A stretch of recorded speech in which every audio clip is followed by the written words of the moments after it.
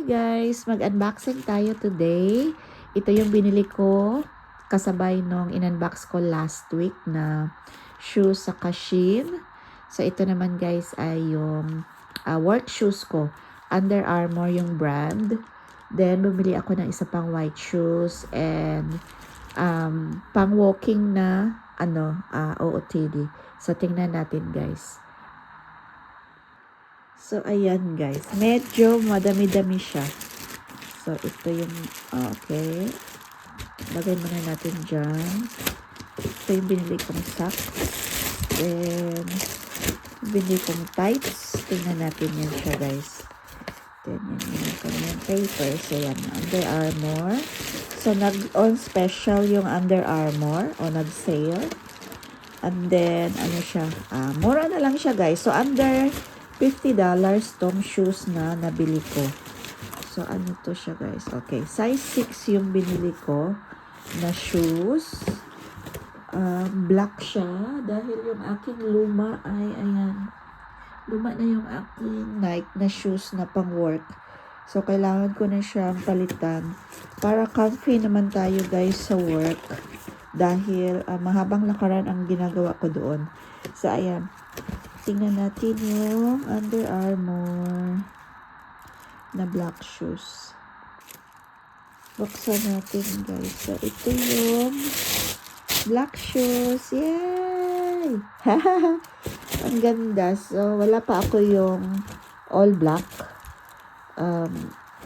All the time, ano siya, white yung sole niya, yung dito. Pero ito is all black. Pinili ko siya all black. Ayan guys, yung aking shoes. Maganda pala siya. Yeah. And then, ayan. So, size 6 ako sa Under Armour dahil, size 5 yung aking paa. Ano nakalagay? Okay, ito lang pala yung, details niya, yung description ng binili ko. So, yan yung black shoes. Ito yung sole niya, guys. Maganda siya kasi, hindi ka ma-slide. So, ayan. Quality talaga yung Under Armour na shoes. So, ayan. And then, open natin yung isa pang shoes. So, lagay muna natin dito. Balik ko muna siya dyan para hindi tayo magkalat. Yes, Daddy! What are you doing? So, ayan. Lagay muna natin dyan. May nanggulo sa aking video yung aking husband. And then, ito guys. Ito naman yung white shoes sa Under Armour. Tingnan ko kung maganda ba siya. Maganda siya guys. So, mahilig ako sa white shoes. So, yan. So, size 6 din siya. Mukha siyang malaki. Size 6 pala talaga. So, ayan. Daddy, don't come here. Okay. Ayan, yung white shoes ko, guys. So, ayan. Meron akong white shoes. Binili ko siya, guys, dahil gusto ko yung mga white shoes. Kagaya ng isa kong Under Armour. Yan, white shoes din siya. Maganda kasi siyang i-partner sa mga jeans. And then, naka-sale din siya guys. Ano na lang siya guys, $39. So, very cheap na lang siya. So, binili ko siya dahil nagustuhan ko. Then, I love Under Armour na shoes dahil siya, quality. So, yan yung sole niya guys, o yung likod niya. Siya, hindi ka ma-slide din. Maganda siya. May grip siya. Para pag may mga wet, surface, hindi ka ma-slide. So, ayan yung aking shoes sa Under Armour. Then, open natin to guys. Ayan, ito yung socks na binili ko. Lagay ko din yan yung price nyo guys. Pero naka-special to. Lagay ko yung, naka-sale na price. So, ayan, white lang siya. Para sa aking work, guys. So, tatlo. 1, 2, 3. For, $20 yung original price. Maganda siya, guys. Makapal. Ayan, maganda yung quality. Then, yung kanyang logo nasa likod. Ayan, so tatlo yung binili ko. Kasi puro siya naka-on special. Ayan, then, ito naman guys, open natin to. Top to saka tights. Pang work ko din siya. Ito gagamitin ko pang walking. Ito naman gagamitin ko siya sa work. So, ito.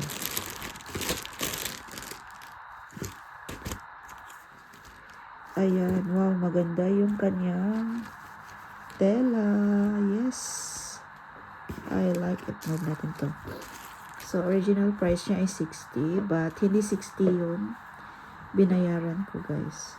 So, yan. Ito yung gamit ko sa work. Mga ganito na tights. Then, yung aking work na top. So, yan. So, meron siyang logo dito. Meron siyang packet. Ayan, meron siyang packet. Then, isa lang pala guys. So, nasa right side lang yung packet. Ayan. And then, tingnan natin yung likod. Ayan, maganda siya guys. Maganda yung kanyang tela. Comfy yung tela niya. Tingnan natin yung likod guys. So, ayan yung ilalim ng tights. Maganda siya. Lagay ko yung description din guys sa screen. So, size S. Size small yung kinuha ko. Then, ito naman yung top. So, tingnan natin yung top guys.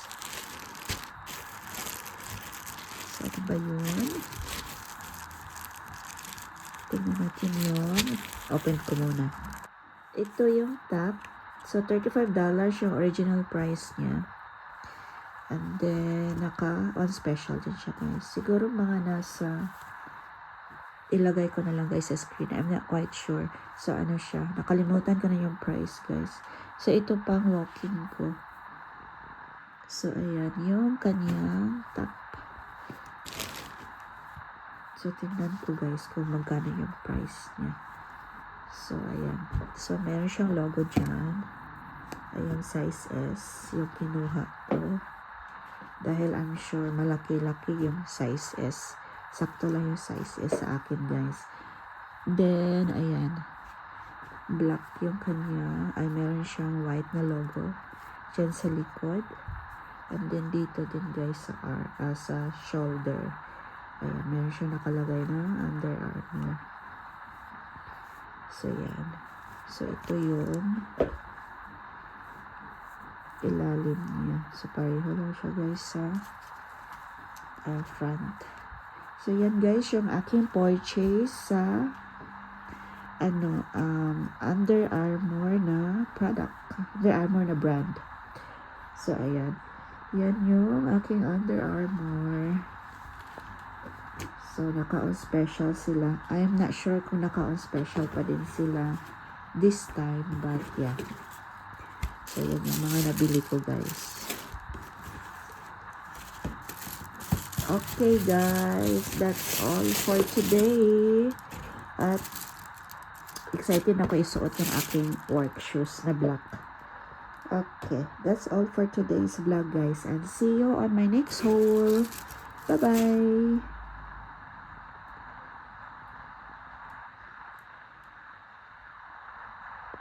Shopping day today guys at Costco, but before that maglagay muna kami ng petrol para sa aming car dahil mura dito guys pag member ka ng Costco, mura yung kanilang petrol dito.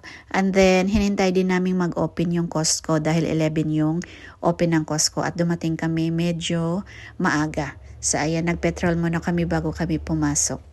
At andito na kami sa loob ng Costco. At ito guys, nakita namin Ninja na ice cream maker. Naka-on special siya guys, 354 na lang. Type yun ng anak ko. Gusto niya yung bilhin. At may nakita din ako on special na toaster, saka kettle na Sunbeam, yung brand. At bibilhin ko yung kettle guys dahil kailangan ko ng bagong kettle. And then, yung anak ko ay nagpunta naman dito sa mga biscuit na aisle. Ayan. Bumili siya ng Biscoff na biscuit. Then, nakita ko din to, Perry na French butter cookies. Ayan, balikan ko yan siya guys. Gusto ko siyang bilhin. Then, nagpunta naman ako dito sa may chocolate aisle. Ayan, nakita ko yung Pocky. Naka-on special din siya. $8.99 na lang siya guys for 12 pieces. At ayan, nakitikim ako ng free taste. Ano yan siya guys? Seaweed rice cracker. Masarap siya. So, tingnan ko ulit pag napunta ako sa Costco. Pag nakabalik ako sa Costco, ayan, bibili ako nun. And then, ayan, may nakita akong flowers dito sa Costco. Puro siya magaganda guys. So, ayan, tinignan ko yung mga roses at ibang klase ng flowers. So, $39 lang yung flowers nila. Yung roses ay medyo mahal. Nasa 50. At ayan, nagtingin ako ng longganisa. Pero meron pa naman ako guys. Pero meron akong nakitang bagong longganisa. Spicy naman yung flavor niya. So, next time, bibili ako ng spicy para matikman ko din naman yung spicy flavor. At ito guys, bumili ako ng tasty na hotdog. Authentic Filipino style siya. Na-try ko na to before. At bibili ako guys. So, ayan. Meron ako nakitang free taste uli. Noodles naman siya na instant noodles na Korean. Ayan, nag-try lang ako guys. At nagustuhan ko naman yung kanyang lasa. Maraming nakapila guys. Maraming gustong mag-try ng noodles na to. Then, nagpunta naman ako sa chocolate aisle. Ayan, may nakita akong Ferrero Rocher. At naka-on special siya guys. From $27 naging $23.99 na lang siya. Ayan, ang dami na guys. Yung ibang chocolate naman ay hindi siya nag-on special. At nakita ko din to guys, yung body lotion na Olay. Yung tinignan ko last time. Ayan, nag-sale na siya guys. So, $19 na lang. Balikan ko siya guys. Baka on special pa din siya this week. So, ayan. And then yung kanilang Australian Botanical Soap. Nag-sale din siya kasi last time hindi siya nag-sale. So, it's a good buy guys. So, ito lahat yung binili namin. Nagbili kami ng food for the dog. And then toilet paper. Dito kami sa Costco palagi bumibili ng toilet paper. So, yun lang guys. See you next time.